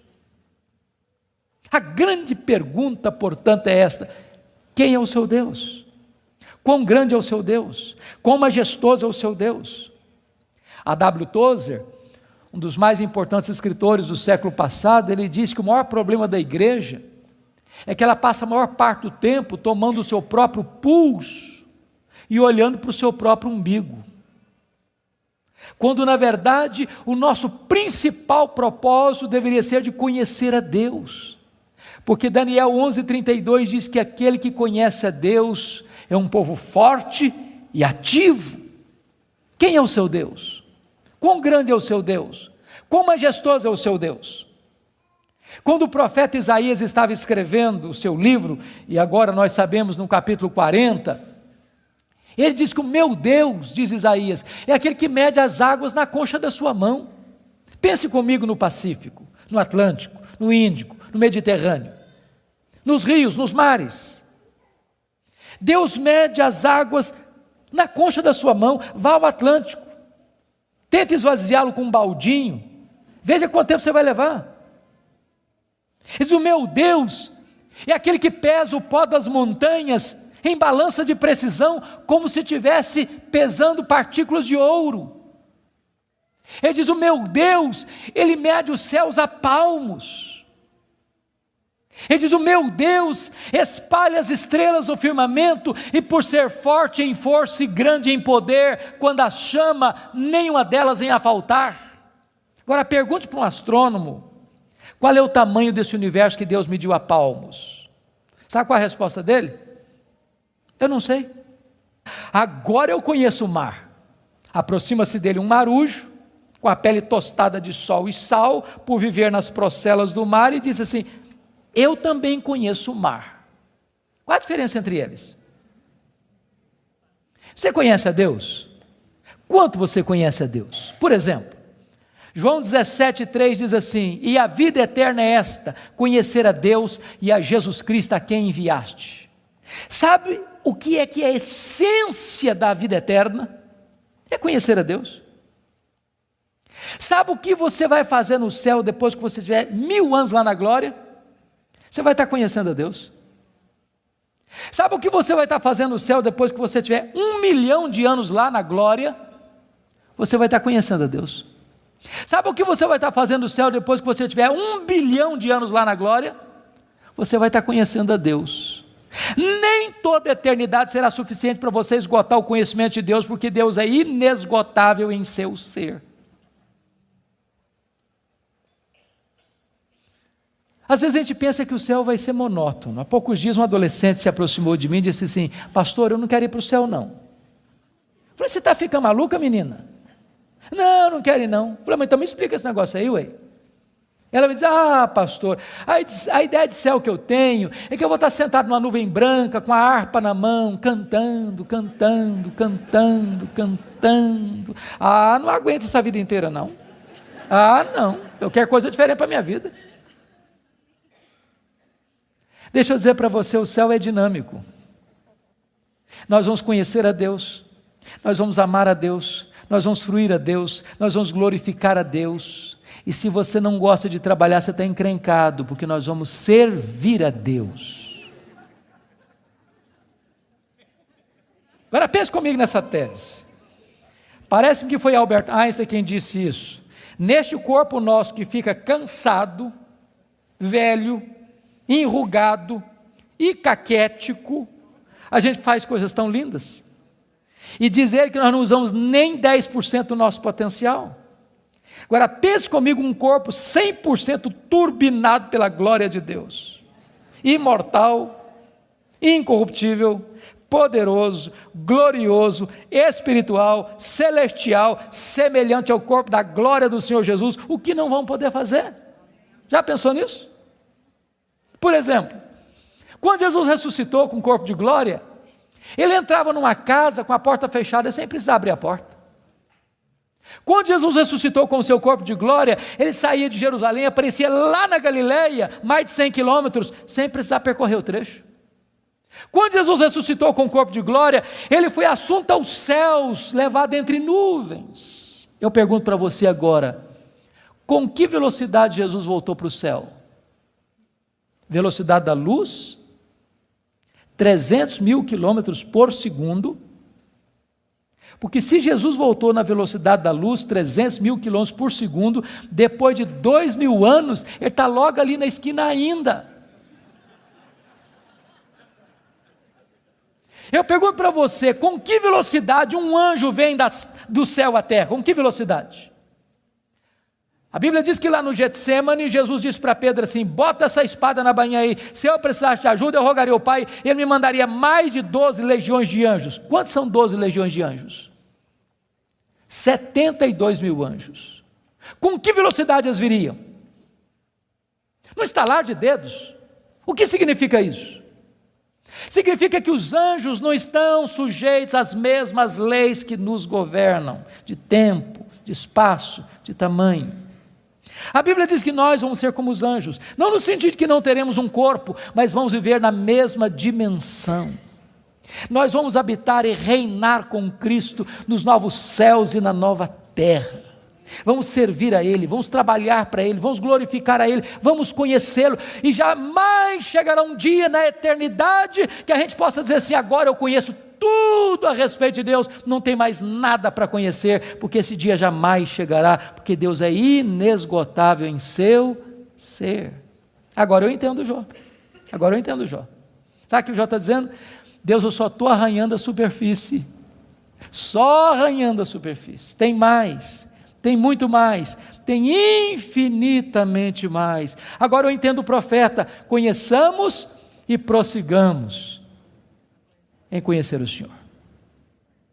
Mas a última verdade que mudou a vida de Jó está no versículo 6, confira comigo. Ele diz assim: por isso eu me abomino e eu me arrependo no pó e na cinza. Ele reconheceu a enormidade do seu pecado. E aqui eu entro em crise de novo. Porque essa confissão aqui cabe bem na boca de um ladrão, de um assassino, de um adúltero, de um corrupto. Mas não cabe na boca do camarada que o próprio Deus diz que ele é o mais piedoso da sua geração. Eu me abomino. E eu me arrependo no pó e na cinza. Como é que você vai entender isso? A grande questão aqui é a seguinte, irmãos: as pessoas que mais sofrem e lamentam os seus pecados não são as pessoas que mais pecam. As pessoas que mais choram, lamentam e confessam os seus pecados são as pessoas que mais perto de Deus andam. Quem anda longe de Deus, nem consciência de pecado tem. Eu estava pregando, final do ano passado, no Hospital Cruz Azul, em São Paulo. E a Eleni Vassão, que é capelã, me disse, nós lidamos com uma situação muito triste, agora recente. Eu perguntei, o que foi, Eleni? O que aconteceu? Ela me disse que chega no hospital uma moça, com seus pais, com hemorragia muito severa. E quando o médico foi examinar aquela moça, o médico disse, essa menina acabou de ter um bebê. Essa moça acabou de ter um bebê. E a moça protestou, falou, não, o senhor está enganado, eu não estava grávida não. Os pais disseram, não, essa moça não estava grávida. E o médico radicalizou, pois essa moça acabou de ter um bebê. E a família inteira negou. E o médico radicalizou de novo, tragam-me o bebê, senão eu denuncio o fato à polícia. Daqui meia hora, chegou um bebê, morto, numa caixa de isopor. E Helene disse, pastor, nenhum sintoma de culpa, nem nos pais, nem na moça, nenhum sofrimento. Nenhum sofrimento. Há poucos dias em São Paulo eu vi um cidadão que recebeu R$3.000 para matar uma outra pessoa, pistoleiro de aluguel. Eu nunca tinha visto aquele homem nunca tinha falado mal dele, nunca tinha feito mal para ele. Ele recebeu R$3.000, botou no bolso, foi lá, deu 5 tiros na pessoa, matou a pessoa, foi para casa, tomou um banho, jantou e dormiu. Nenhuma culpa. Mas quem anda na presença de Deus, aquele que é santo, santo, santo, não pode se aproximar dele sem dizer, ai de mim, Senhor, ai de mim, Senhor, eu estou perdido. Não pode se aproximar dele sem dizer, Senhor, eu me abomino no pó e na cinza, eu me arrependo, porque na presença desse Deus, até os serafins cobrem o rosto. Então preste bem atenção nisso. Se você encontrar um crente que toda hora que ele falar com você, ele é o herói, ele tem uma história para contar, onde ele está na frente, onde ele sabe mais, onde ele é mais piedoso, onde ele sempre está contando os seus feitos, os seus prodígios, e enaltecendo a si mesmo, e batendo palmas para si mesmo, pode ter certeza, você está perto de alguém que está longe de Deus. Porque é impossível estar na presença de Deus, sem dizer, ai de mim, Senhor, ai de mim, Senhor. Ai de mim, Senhor.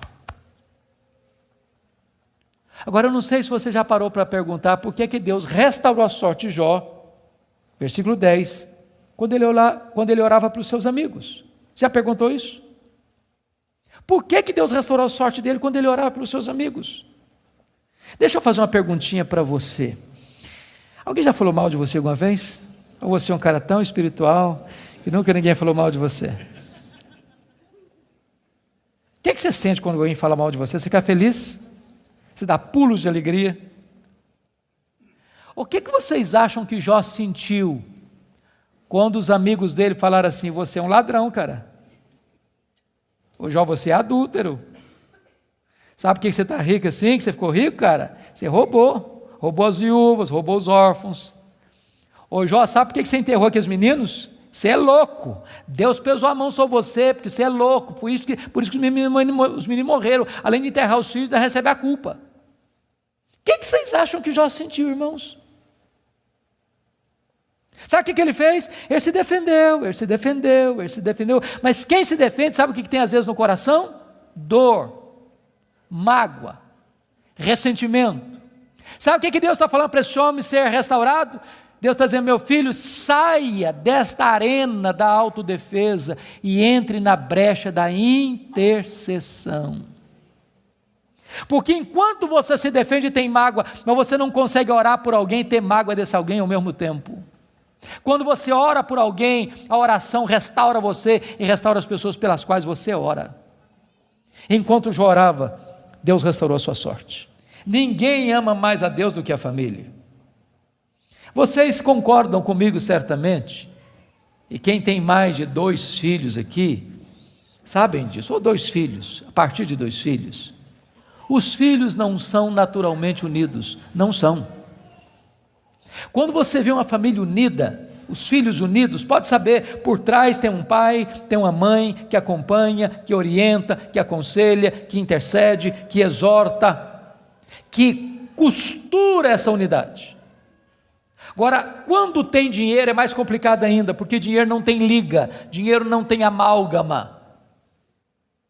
Se você perceber no capítulo 1, versículo 2, Jó tinha 7 filhos e 3 filhas. E você nota que os filhos de Jó eram unidos, caminhavam juntos, celebravam juntos, festejavam juntos. Mas por que esses filhos são unidos? Capítulo 1, versículo 5 responde: porque Jó era um pai que orava pelos filhos, já era um pai que chamava os filhos para exortá-los, já era um pai que levantava sacrifícios em favor dos seus filhos. Ele estava preocupado com a salvação deles, com a santificação deles, com a piedade deles. E a preocupação de Jó não era apenas com a reputação dos filhos, que eles pecassem contra Deus no seu coração. Jó estava mais preocupado com a glória de Deus do que com a reputação dos filhos. Mas agora, com a permissão de Deus, não foi um dia, uma semana depois, um mês depois, um ano depois, nem uma década depois, foi no mesmo dia da tragédia financeira, que Jó recebe o mais amargo recado: seus 10 filhos morreram num único acidente. Agora pense comigo o que é um homem, o que é um pai, o que é uma mãe, levar para o cemitério todos os seus filhos num único dia. Como é que ele volta de lá? Como é que ele recomeça a vida? Como é que ele se ergue do luto? Como é que ele escreve dali para frente o seu futuro? Será que Jó blasfemaria contra Deus? Será que de fato ninguém ama mais a Deus do que a família? Será que a tese de Satanás era verdadeira? A resposta está no capítulo 1, versículo 20. Quando Jó recebe a notícia dessa tragédia, diz a Bíblia que ele rasga o seu manto, que ele raspa a cabeça, que ele se prostra, que ele adora, e ele diz: o Senhor Deus deu, o Senhor Deus tomou, bendito seja o nome do Senhor. Ele derrota aqui a segunda tese de Satanás. Ele prova que ele ama mais a Deus do que a família.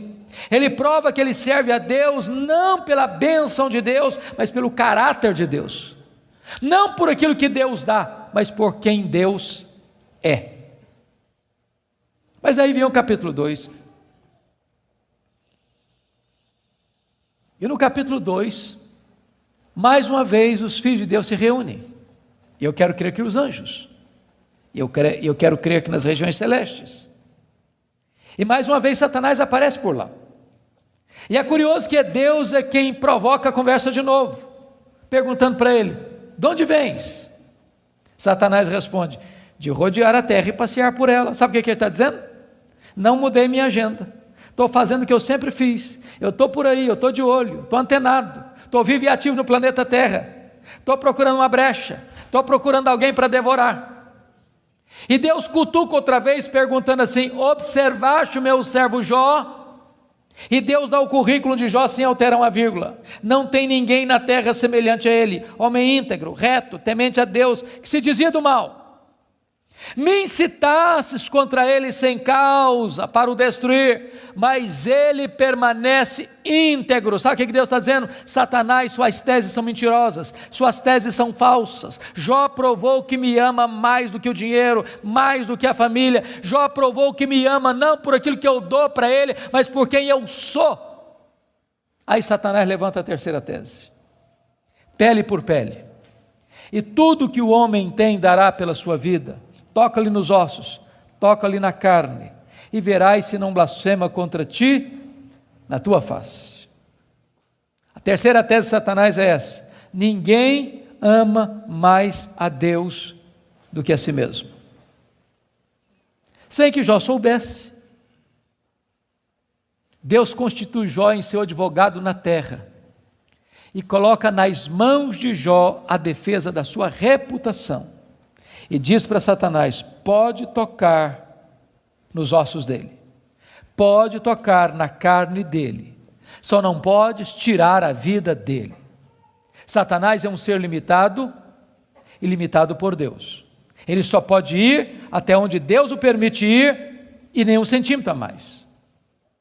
Mas com a permissão de Deus, Satanás sai dali para colocar uma doença maligna em Jó, ferida do alto da cabeça à planta dos pés. E eu imagino essa cena: Jó está falido, Jó está enlutado, e agora o seu corpo começa a ficar chagado, feridas vão arrebentando por todo o seu corpo fica cheio de pus, sua pele vai ficando necrosada, ele vai ficando mal cheiroso, ele é uma chaga viva, ele é um aborto vivo, e diz a Bíblia que outras bolhas vão se formando, e ele precisa pegar um caco, talvez de telha, para raspar sua pele necrosada, bolhas vão se formando, e ele tem que morder nessas bolhas, para tentar aliviar a sua dor, ele não consegue comer, ele não consegue dormir, a dor não dá pausa, não dá trégua, e ele vai ficando magro, magérrimo, macérrimo, encarquilhado, de couro furado pelas costelas em ponta, no auge da sua dor, do seu desespero. A sua mulher olha para ele, um espectro humano, uma chaga viva, se revolta contra Deus e diz: ainda conservas a tua integridade, Jó? Amaldiçoa o teu Deus e morre. Deus não é digno de ser adorado no sofrimento, acaba com isso, tenha hombridade e coragem de dar cabo da sua vida.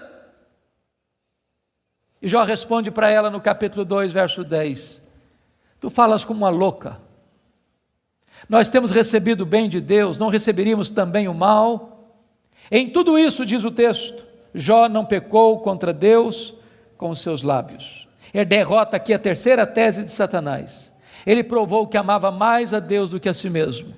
Ele provou que ele servia a Deus não por aquilo que Deus dá, mas por quem Deus é. Mas confira comigo capítulo 2, versículo 11. Aí vieram os amigos. Ele faz Bildade e Zofar.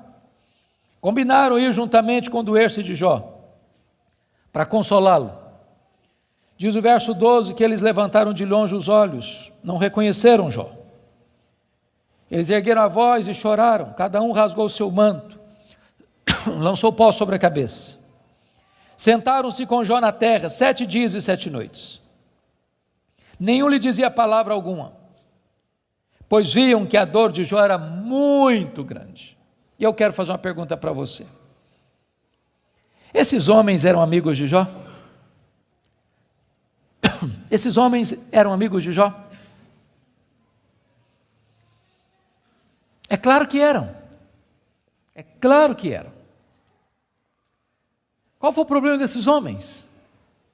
O problema desses homens é que num dado momento eles começaram, entre aspas, a fazer teologia.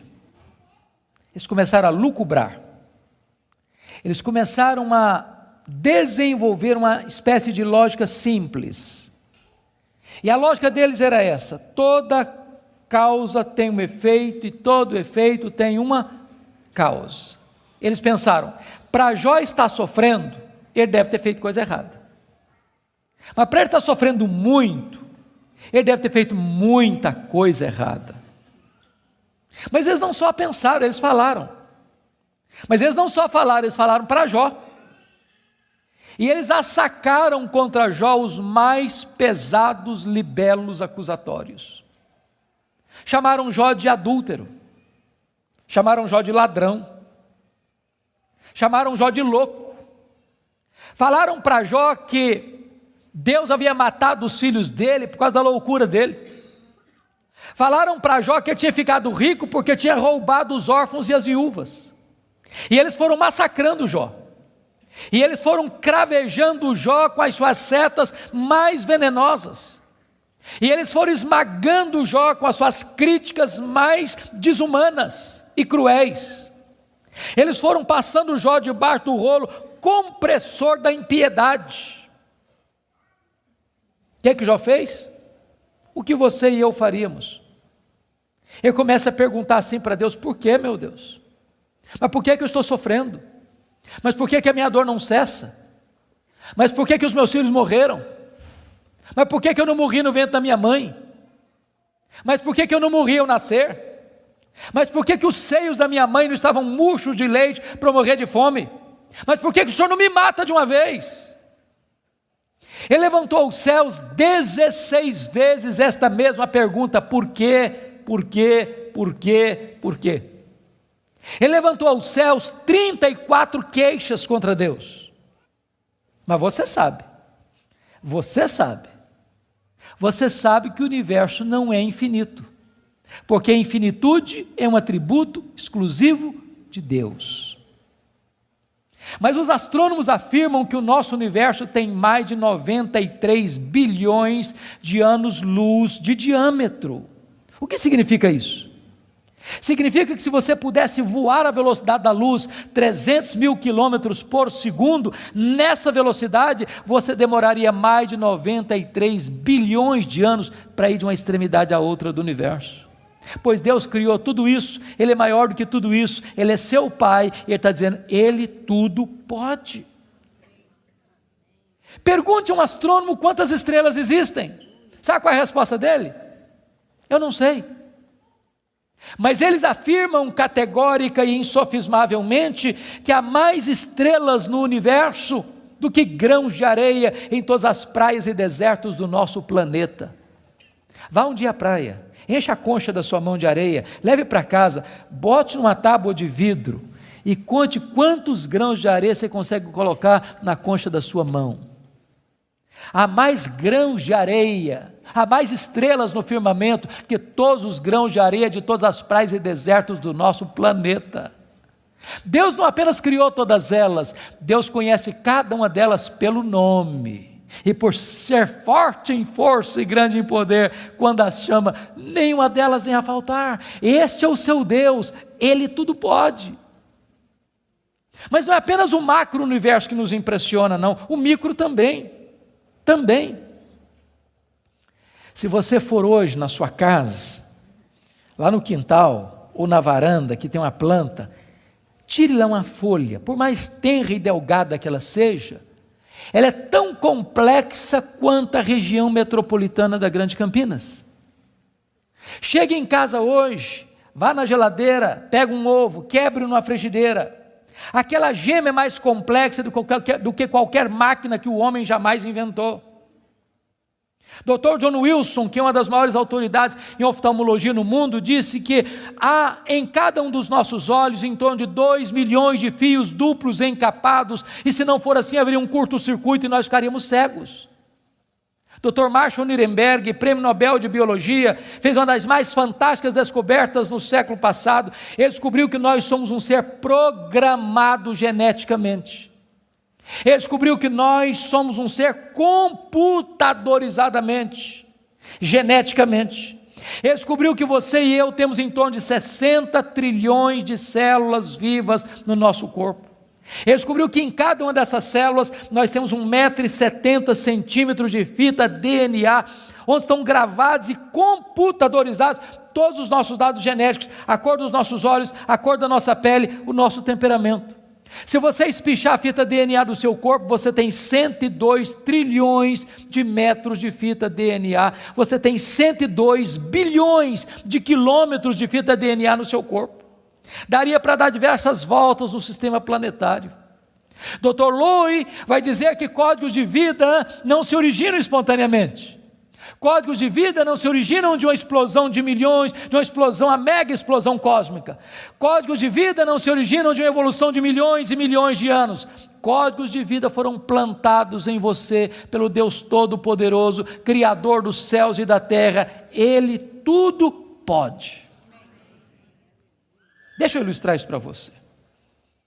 Um pai caminhava pela rua com seu filho de 4 anos. Eu acho que todos vocês concordam comigo que as crianças parece que fizeram um curso de pós-doutorado em perguntas difíceis. Eu não conheço ninguém que faz pergunta mais complicada do que criança. E o menino voltou para o pai e perguntou assim: papai, qual é o tamanho de Deus? E o pai engasgou, porque não tinha uma resposta pronta para um menino de 4 anos. Permaneceu em silêncio, continuou caminhando. Daqui a pouquinho o pai escuta o ronco das turbinas de um avião supersônico lá nas alturas excelsas e diz: filho, olha para cima. O menino olhou: está vendo aquele avião, filho? Estou vendo, papai, estou vendo. Qual é o tamanho daquele avião, filho? Ah, papai, muito pequeno, estava muito longe. O pai pegou o menino pelo braço, levou-o no aeroporto. Lá tinha um jumbão de mais de 400 passageiros estacionado. pai chegou bem próximo e disse: filho, está vendo esse avião? Estou, papai, estou vendo. Qual é o tamanho desse avião, meu filho? Ih, papai, mas grande, muito grande. O pai disse: filho, Deus é do mesmo jeito. Quando você está longe de Deus, meu filho, Deus parece pequeno para você. Aí seus problemas ficam enormes. Mas quando você está perto de Deus, meu filho, Deus é grande para você. Aí os seus problemas ficam pequenos. Agora eu sei que tudo podes. A segunda verdade que mudou a vida de Jó está aí no versículo 2: e nenhum dos teus planos pode ser frustrado. Irmãos, não tem acaso, não tem sorte, não tem azar, não tem determinismo, não tem feitiço, não tem esse negócio de olho gordo. Você não precisa ter medo de sexta-feira 13. Você sabe que a mão de Deus dirige o seu destino. Nem um fio de cabelo da sua cabeça pode ser tocado sem que Deus saiba, sem que Deus permita, sem que Deus tenha um propósito. Quando você entende que Deus governa o universo, que Deus governa até uma folha que cai no outono, que nenhum pássaro, nenhum pardal pode cair ao chão sem que Deus saiba e permita, você vai entender que você não é uma lasca de lenha jogada no mar da vida, empurrado de um lado para o outro ao sabor das circunstâncias. A sua vida está nas mãos daquele que está assentado na sala de comando do universo. Ele está no controle. Não há acaso, não há azar, ele dirige o seu destino. Você pode dizer como Paulo: sabemos que todas as coisas cooperam para o bem daqueles que amam a Deus, daqueles que são chamados segundo o seu propósito. A terceira verdade que mudou a vida de Jó está aí no versículo 3, confira comigo. Ele diz assim: na verdade eu falei do que eu não entendia, coisas maravilhosas demais para mim. Ele reconhece a limitação do seu conhecimento, mas para você entender isso aqui, eu lhe daria um conselho, se é que posso. Tira um sábado, tira um feriado, dá uma lida em Jó numa sentada só, você vai descobrir coisa maravilhosa. Você vai descobrir que Jó, ao longo do livro, fez 3 coisas. Ele perguntou, ele se queixou e ele se defendeu. 3 coisas que ele fez. E você sabe disso, quando ele está machucado, quando ele está ferido, quando a gente está se sentindo injustiçado, sabe o que a gente faz? A gente fala, se defende, e às vezes quando a gente está sofrido demais, machucado demais, doído demais, a gente fala muita coisa sem entender. Quando Deus despeja a glória dele em cima de Jó, Jó bota a mão na boca e diz: meu Deus, quanta coisa que eu falei sem entender. Sabe o que eu aprendo com isso? Quando você encontrar alguém que parece sabichão demais, que sabe demais, que fica arrotando em cima de você conhecimento demais, você está perto de uma pessoa que sabe quase nada. Que quem sabe, sabe que não sabe. Quanto mais você sabe que você não sabe, porque o que você não sabe é muito mais do que o que você sabe. Portanto, quem sabe, não estufa o peito, não fica empavonado. Não dá para ficar na presença do Todo-Poderoso Deus com soberba, com altivez, com arrogância. Jó começa a entender que Deus é Deus e Ele é homem. A quarta verdade que mudou a vida de Jó está no versículo 5, confira comigo. Ele reconhece o seu limitado conhecimento de Deus e diz assim: eu te conheci só de ouvir, mas agora os meus olhos te veem. Eu não sei se vocês entram em crise com esse versículo, eu entro. Sabe por que eu entro em crise com esse versículo? Porque eu não consigo conciliar 42:5 com 1:8. Lá no capítulo 1, versículo 8, Deus disse acerca dele: não tem ninguém na terra parecido com ele. Homem íntegro, reto, temente a Deus, que se desvia do mal. Aqui não é bajulação de um amigo rasgador de seda. Quem está falando isso acerca de Jó é Deus. É Deus quem está dizendo que esse cara é o homem mais piedoso da sua geração. E Deus não tem uma opinião a nosso respeito, Deus tem um diagnóstico. Agora, como é que esse homem, que Deus diz que é o cara mais piedoso da sua geração, vem me fazer uma confissão dessa? Ah, Deus, eu te conheci só de ouvir, mas agora os meus olhos te veem. Parece contraditório. Mas para explicar isso, deixe-me fazer uma outra pergunta. Você conhece a Deus? Você conhece a Deus? Quanto você conhece? Quanto? Quanto você conhece a Deus? Deixa eu ilustrar. Havia um cidadão que nunca tinha visto o mar. Um dia ele fez uma viagem para o litoral e quando ele viu o mar, ele exclamou de toda a sua alma: irmãos amados, é um privilégio imenso estar com vocês. E a minha oração é que nesta noite Deus, na sua bondade, derrame graça sobre nós e nos edifique pela sua palavra. Hoje eu quero conversar com vocês sobre um livro da Bíblia, um livro poético, mas um livro complexo, que tem uma mensagem extremamente oportuna para o meu e para o seu coração. E a minha oração é que a história deste livro, que a história desse personagem, nos encoraje, nos abençoe, nos fortaleça. Por isso eu quero convidar você para abrir sua Bíblia comigo no livro de Jó, no capítulo 1. Jó, capítulo 1. Nós vamos ler dos versos 6 a 12. Jó, capítulo 1, 6 a 12.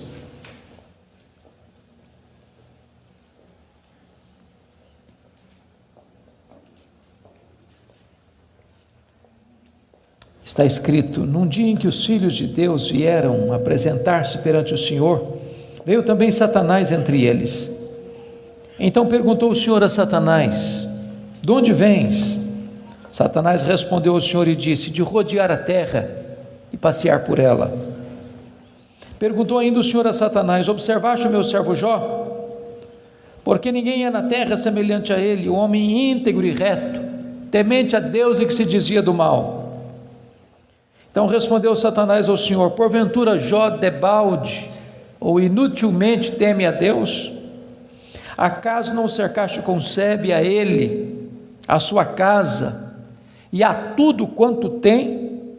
A obra de suas mãos abençoaste, os seus bens se multiplicaram na terra. Estende, porém, a tua mão e toca-lhe em tudo quanto tem, e verás se não blasfema contra ti na tua face. Disse o Senhor a Satanás: eis que tudo quanto ele tem está em teu poder, somente contra ele não estendas a tua mão. E Satanás saiu da presença do Senhor. Agora capítulo 2, versos de 1 a 6. Num dia em que os filhos de Deus vieram apresentar-se perante o Senhor, veio também Satanás entre eles apresentar-se perante o Senhor. Então o Senhor disse a Satanás: de onde vens? Respondeu Satanás ao Senhor e disse: de rodear a terra e passear por ela.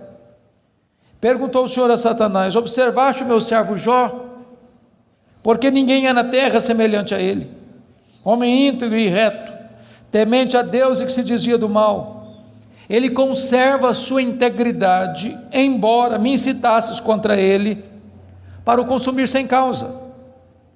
Então Satanás respondeu ao Senhor: pele por pele, tudo que o homem tem dará pela sua vida.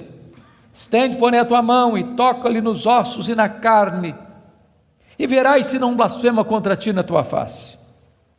Disse o Senhor a Satanás: eis que ele está em teu poder, mas poupa-lhe a vida.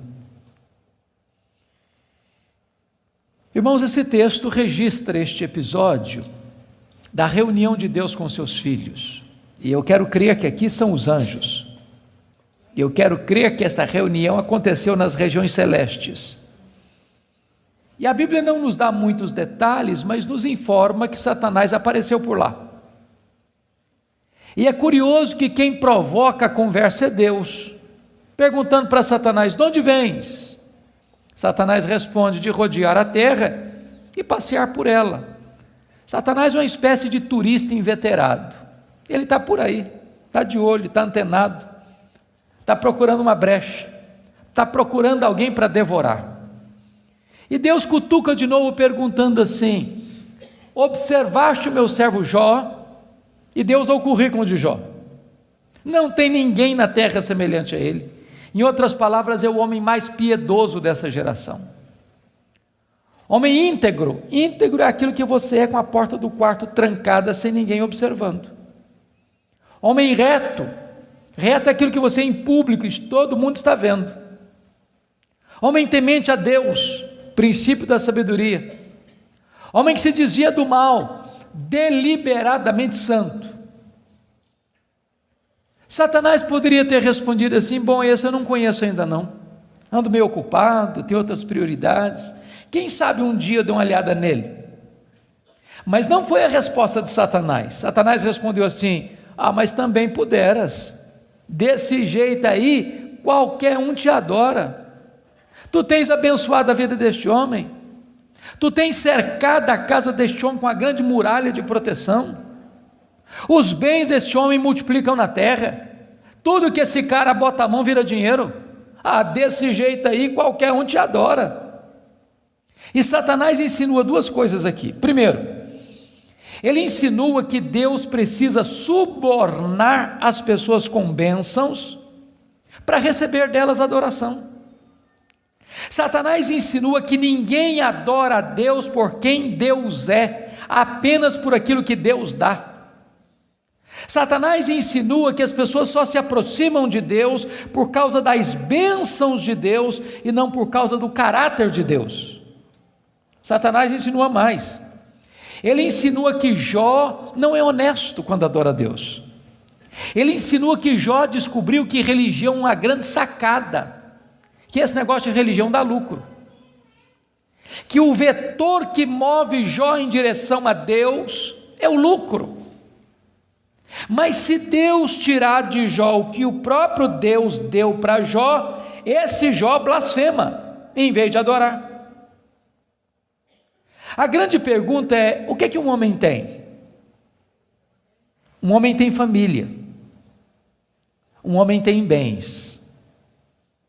Satanás diz para Deus: toca no que ele tem, e verás se não blasfema contra ti na tua face. Satanás levanta aqui duas teses. A primeira delas: ninguém ama mais a Deus do que o dinheiro. Segunda tese: ninguém ama mais a Deus do que a família. Sem que Jó soubesse, Deus constitui Jó em seu advogado na terra e coloca nas mãos de Jó a defesa da sua reputação e diz para Satanás: pode tocar no que ele tem, só não podes tocar na sua vida. Em outras palavras, Satanás é um ser limitado e limitado por Deus. Ele só pode ir até onde Deus o permite ir e nem 1 centímetro a mais. Nas palavras de Martinho Lutero, Satanás é um cachorro na coleira de Deus. Ele só pode ir até onde a coleira o permite ir e nem 1 centímetro a mais.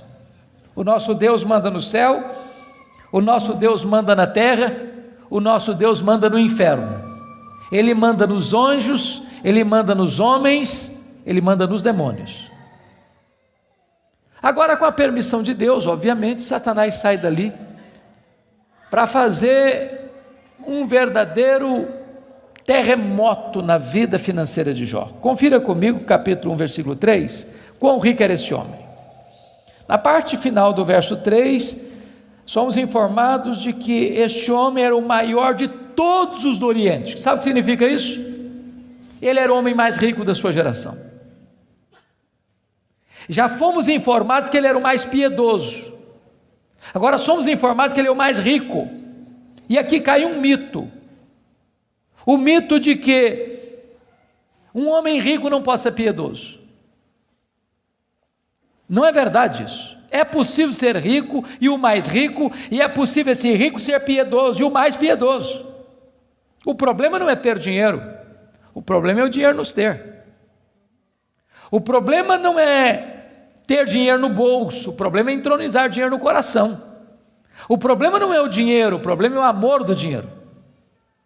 Agora notem vocês que no capítulo 1, versículo 15, 16 e 17, Satanás vai usar 3 elementos para levar Jó à falência: os sabeus, o fogo e os caldeus. E não foi numa semana, num mês, num ano. numa década. Foi num único dia que o homem mais rico da sua geração entra em colapso financeiro, vai à falência. Ora, você e eu conhecemos gente que por muito menos blasfema contra Deus, por muito menos levanta os punhos contra os céus, por muito menos dá um tiro na cabeça. A pergunta é: será que a tese de Satanás era verdadeira? Será que ninguém ama mais a Deus do que o dinheiro? Será que Jó blasfemaria contra Deus? A resposta está no versículo 21 do capítulo 1. Quando Jó recebe a notícia de que ele está falido, ele diz assim: nu saí do ventre da minha mãe, nu eu voltarei. Sabe o que ele está dizendo? Eu não trouxe nada para o mundo, eu não vou levar nada do mundo, portanto o que eu ganhei entre o berço e a sepultura não é a razão da minha vida. Ele derrota a primeira tese de Satanás, ele prova que ele ama mais a Deus que o dinheiro, ele prova que ele serve a Deus, não por aquilo que Deus dá, mas por quem Deus é. Palavra da Verdade, a exposição bíblica com Hernandes Dias Lopes.